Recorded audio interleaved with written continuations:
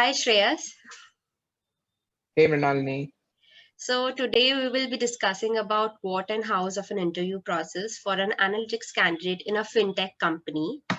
Starting with the first question, what is the general process and rounds of an interview for an analytics candidate in a fintech company? Got it. So yeah, typically you would see 3 to 4 rounds for a candidate.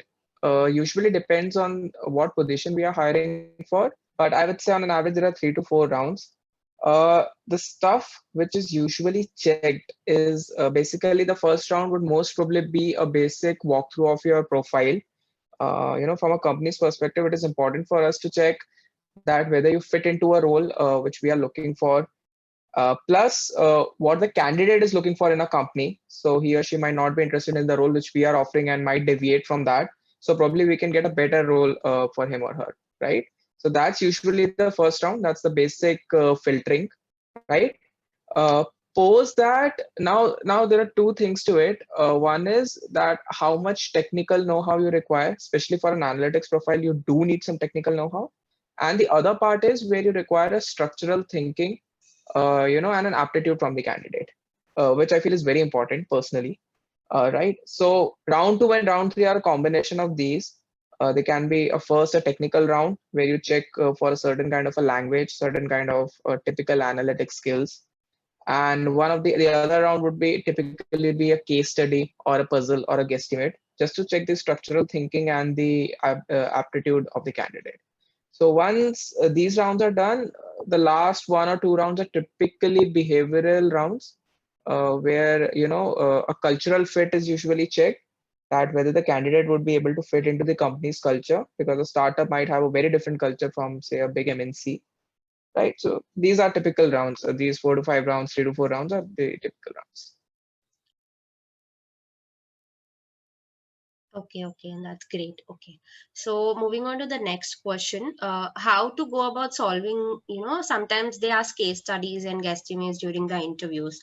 So how do you suggest the candidate should go about solving these during an interview on spot?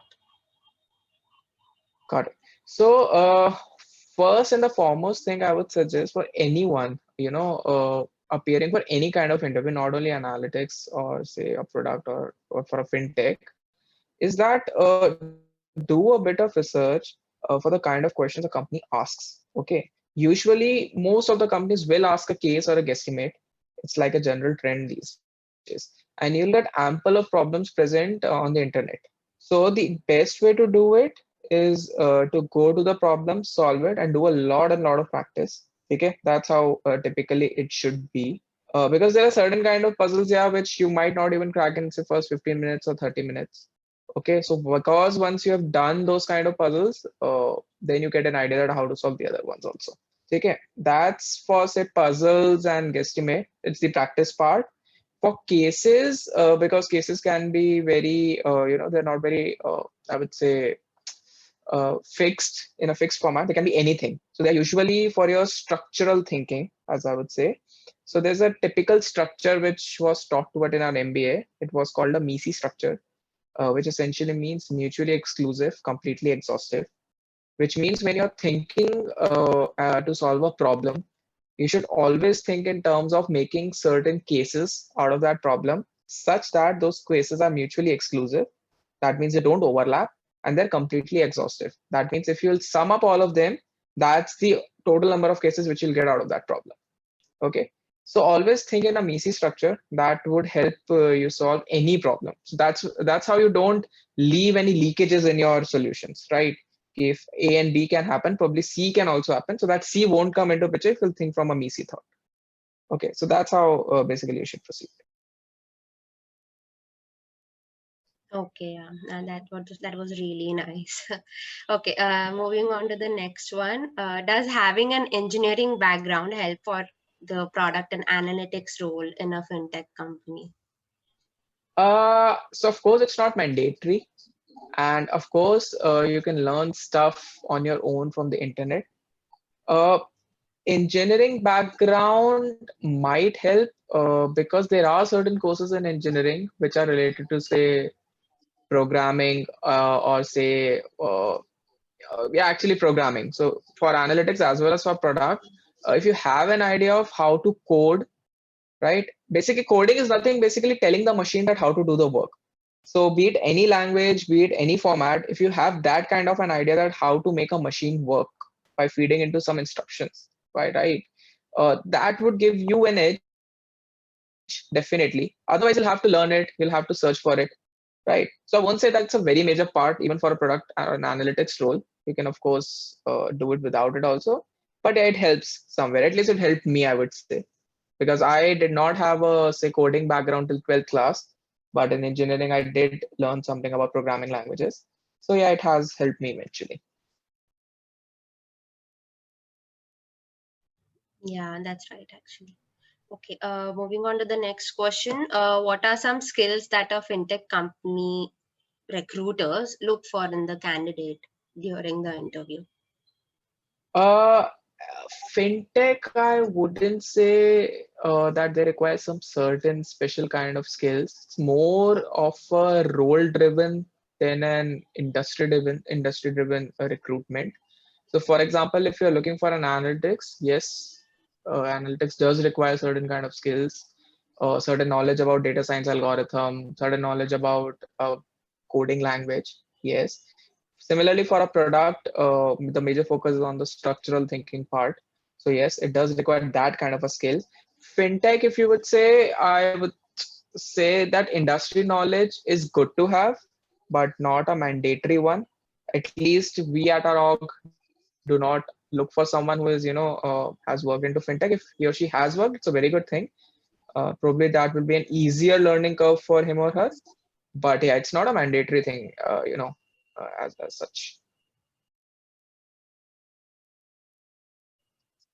Okay, but does the person who has worked in fintech have an edge over the one who hasn't?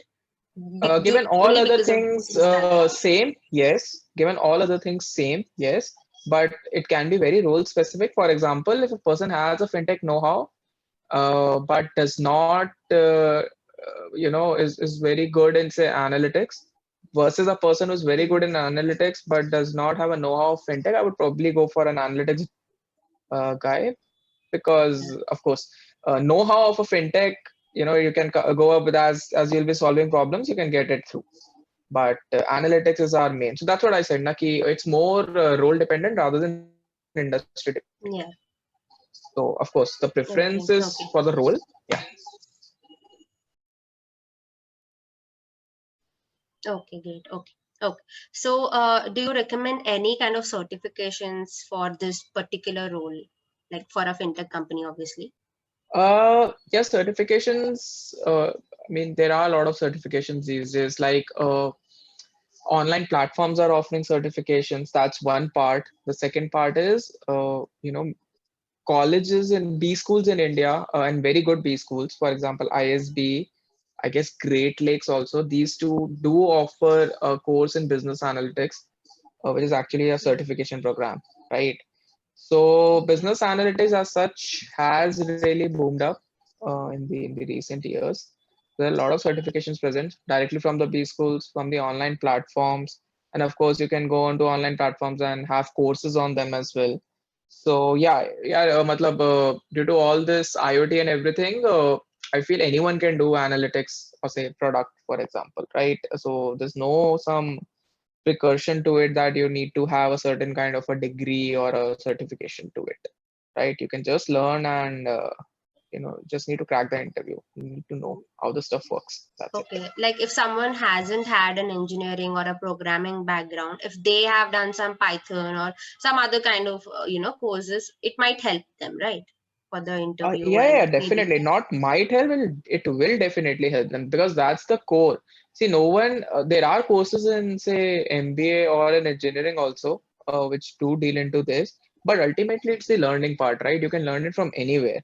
So earlier it used Yeah, to be that there used to be a shortage in terms of the courses, or people did not know a lot about analytics. I'm like talking 10 years back when there were only certain yeah, places where you could learn it.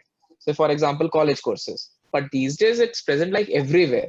So I don't Yeah. think it's a hurdle anymore that you cannot learn the stuff. So as long as you're able to learn the stuff, everything else is, out of the park. So yeah.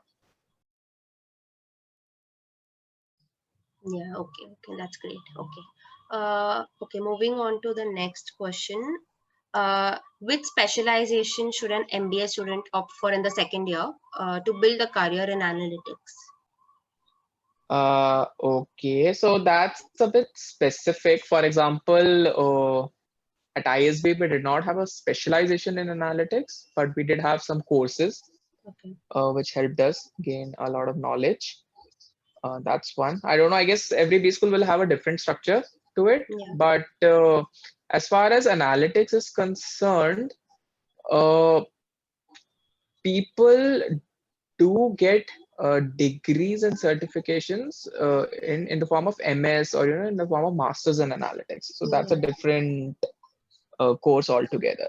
If you're talking Okay. about B school specifically, I am not sure.